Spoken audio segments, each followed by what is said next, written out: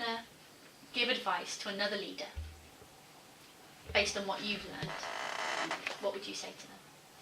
For coming on the course here, I think one, to approach the course with an open mind, not to think it doesn't specialise in my business, and to get involved in it.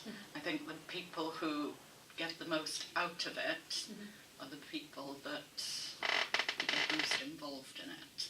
Even if you think an exercise may be a bit silly, sort of some role play or doing a task that you think isn't related to anything, by getting involved in it, you sometimes see how you are, how you act with others, how you solve problems, and afterwards, because you've participated in it fully, you're more likely to be able to reflect on that and see what you got out of it. On top of that, I think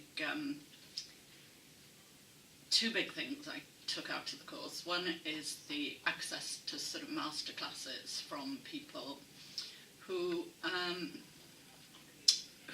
really were masters in their field about sort of different subjects.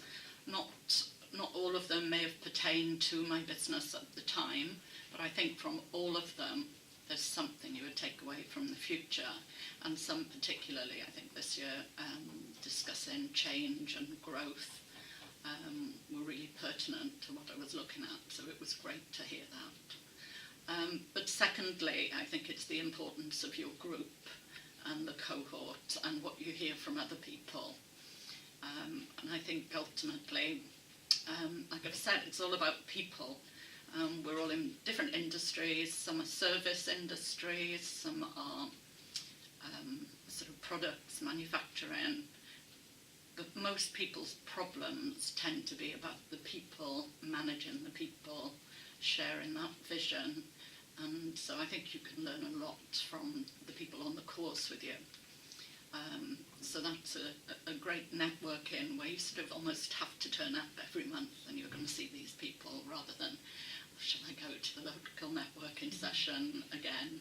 This is still quite informal because you're having those chats over coffee as well, but really useful. Oh, fantastic. And so in terms of your journey, I think what's the one big thing you've learned and what are you going to do next?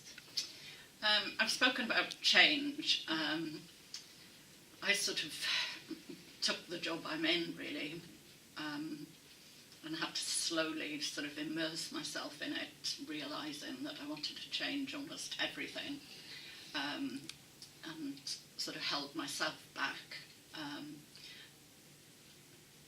But I think what I've taken from this is some more skills now to be able to implement those changes, and to implement them successfully. Learning from maybe getting back to basics about, have we got the vision right, have we got the culture right? We're not going to be able to change it without that. So I think we've got to that point. Now we can do the next steps. And also sort of being able to, yes, we've done SWOT analysis, we've done PESTLE analysis, but to come back to it at this point, because things have changed again. So I think you tend to do your SWOT analysis, maybe when you're looking for an overdraft, or you're looking at different finance things, or you're starting sections of the business. So for me, that was actually a real basic business tool that I revisited, which I probably wouldn't have bothered.